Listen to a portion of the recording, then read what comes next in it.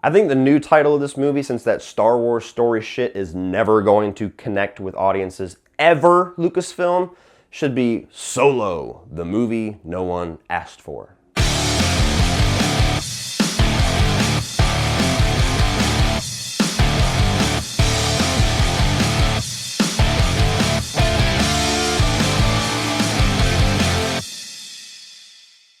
Solo, a Star Wars story, or as we're all going to call it from now until the end of time, Solo, tells the story of Han Solo as he meets Chewbacca, Lando Calrissian, and starts the beginning of his life as a scoundrel in the rebellion.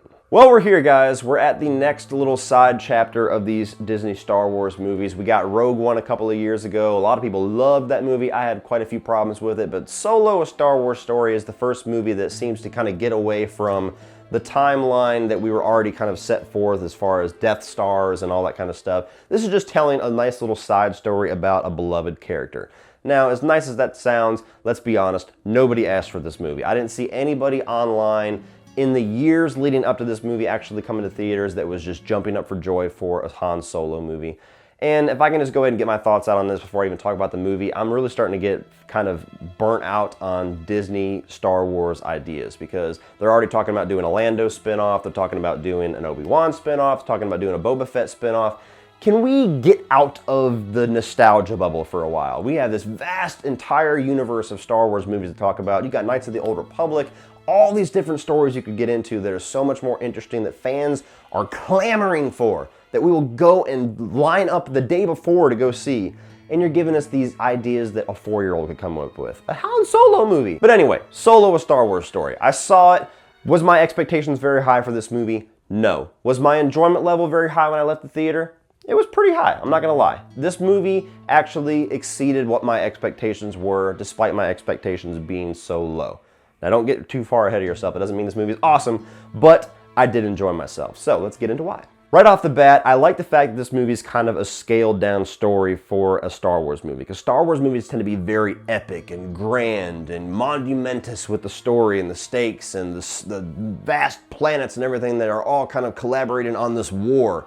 This movie is just telling the story of how Han Solo became Han Solo. So it's nice to kind of take a breath, tell a smaller scale story, and just kind of enjoy a little fun 2-hour ride at the theaters. And I gotta say, Alden Ehrenreich plays a pretty good Han Solo. I don't think that he's anywhere near as good or as iconic or as effective in the role as Harrison Ford was. I don't think anybody expected him to be. And I don't think that that's his fault, because I don't think anybody but Harrison Ford can do that. That's who we know and love as that character. But if we're gonna have a younger version of Han Solo played by a younger actor, I think he did pretty damn good for what you could expect. I'm a driver, and I'm a flyer.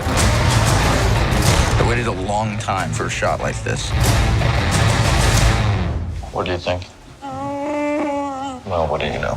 And that goes for some of the other roles too. Like Donald Glover plays a very good Lando Calrissian, because we haven't seen very much of Lando. We got to see a little bit of him in Empire, a little bit of him in Return of the Jedi, so now we have the opportunity to flesh out that character much more. It's not like a character like Han Solo where we've been following him for lots of years. You got a line on a ship? Yeah, I know a guy. He's the best smuggler around. I heard a story about you. I was wondering if it's true. Everything you've heard about me is true. L3! Let go of the mean man's face. And the character interactions are really good too. Not only with Han and Lando, but also with Han and Chewbacca. We get to see how Han and Chewbacca met in this movie. And while it is just a dude in a giant Chewbacca suit, Chewbacca feels like Chewbacca. I mean, it's pretty easy to bring Chewbacca to the screen, to be honest, at least in my opinion, but the chemistry is there between Han and Chewie, and that's very important, because if you're gonna have a Han Solo movie, Chewie's gotta be right there beside him, otherwise it just does not work. And the other side characters, like Emilia Clarke's character is kind of the love interest for Han Solo, and Woody Harrelson's character, who's kind of like the mentor somewhat for the criminal world that Han is getting himself into. They're very good in their roles as well. They're great actors and actresses. I mean, you could expect that from them. There's not any bad performances in this movie. Even the villain of Paul Bettany, who's kind of a mustache twirling villain, and he's played for laughs more than he is for actual like intensity, he works for me.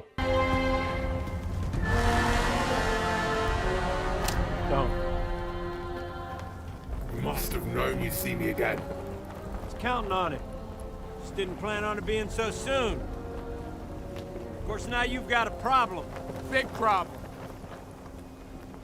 And also, I will say, for a Star Wars movie, you can also expect this. The production value and the sets and the special effects, all that stuff is as good as it's ever been in the Star Wars world. Disney has lots of money. Lucasfilm has lots of money. They're not afraid to spend it on that kind of stuff. And it's good to know that no matter what, whatever kind of small scale, large scale, medium scale movie you have, the sets, the costume design, the special effects, the art direction, all that stuff's gonna be top notch, and it carries forward into Solo. It feels like a Star Wars movie. It feels like the era that it's in between Revenge of the Sith and A New Hope. It feels like it fits in that story perfectly with the costume design and everything, so that stuff is all good. But the negatives with Solo is, honestly, the overall negative is this movie is pointless. It's not really necessary at all. I mean, fans weren't asking for it, movie fans or Star Wars fans. And when you get to the story of what they give us in Solo, how he met Chewie, how he got his name of Han Solo, you know, what made him maybe a little bit more cold to relationships, why he would say, I know instead of I love you. I mean, there's certain little questions that they go for to answer in this movie that didn't really need to be answered, to be honest. I mean, there's some questions that are better left unanswered. There's some questions that are more interesting to come up with your own little fan fiction versions in your head of how Han met Chewie, how Han got his name, how Han got the Millennium Falcon from Lando. And when you see it unfold in a movie form, in a prequel style movie like this, sometimes it's gonna be cool, sometimes it's a little disappointing because those questions are now canon as far as the answers that they've given us. There's no more interpretation to be had. It's Ron Howard and Lord Miller's version of how this happened. So just overall, the movie just seems like it shouldn't have been made just because it's just not necessary. And that's really the main negative for me. It's just that the movie is not going to be that memorable because it's not really that necessary. It's not this grand movie that has all these surprises and shocks in store for us. It's just a fun little 2-hour adventure with Han Solo, which for some, that's exactly what you want. For some, you're going to want a little bit more. For me, I had very low expectations, so just walking into this movie, I enjoyed it for what it was, but at the end of the day, I will call it what it is, an unnecessary movie. So glad we took this job! I will give credit where credit is due though. You cannot see the reshoots in this movie, which is very surprising. When you've got a day where DC feels like they have just kind of stained the word reshoot for movie fans, you get a movie like this where a large majority of the movie was reshot with director Ron Howard, where originally it was under Lord and Miller, the guys that made the Lego Movie and the 21 Jump Street movies.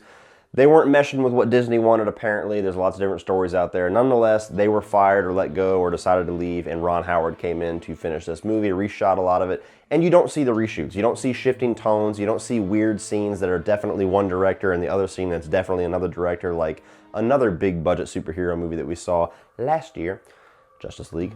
But anyway, you don't see the reshoots. That's a good positive for a movie like this that had so much behind the scenes drama, is that it looks like a coherent film under one director. So Solo, A Star Wars Story is a movie that if you are a Star Wars fanatic or if you're a fan of the Han Solo character, you will probably enjoy. It's a movie that is very innocent. It is not really this huge, gigantic misstep like a lot of people were expecting it to be. It's an enjoyable enough time at the movies, but that's about it. So go in with those expectations and you will have a good enough time at the movies with Solo. So save your money, check this thing out at a matinee. So what do you guys think of Solo, A Star Wars Story? Is this the movie that you've been waiting for? Is this one of your favorite Star Wars movies, or is it one of your least favorite Star Wars movies? Where does it fit in the saga of your little ranking? Does this movie feel like it's necessary to you? Do you want a sequel to it, or is this just another side story that nobody asked for? And unfortunately, we're probably gonna get a lot more of those. So put your thoughts on the Star Wars saga, the Disney version of Star Wars, and Solo, A Star Wars Story down in the comment section below, guys. Please like and share this video. Hit that subscribe button if you're not already a subscriber. If you guys want to check out some social media links, I've got Facebook, Instagram, Twitter, Spreadshirt for Cody Leach merchandise, awesome t-shirt designs, and also my Patreon page, which is a great way to give back to this channel and get exclusive privileges like Patreon requests, movie reviews, and other videos, getting exclusive access to digital movie codes that I post every single week on the Blu-rays that I buy. Lots of cool privileges over there for Patreon patrons only, guys. Check that out, and it's a great way to help this channel and help it grow. So check that out, and if you want to check out some more of my videos, guys, you can check that out by clicking right over here.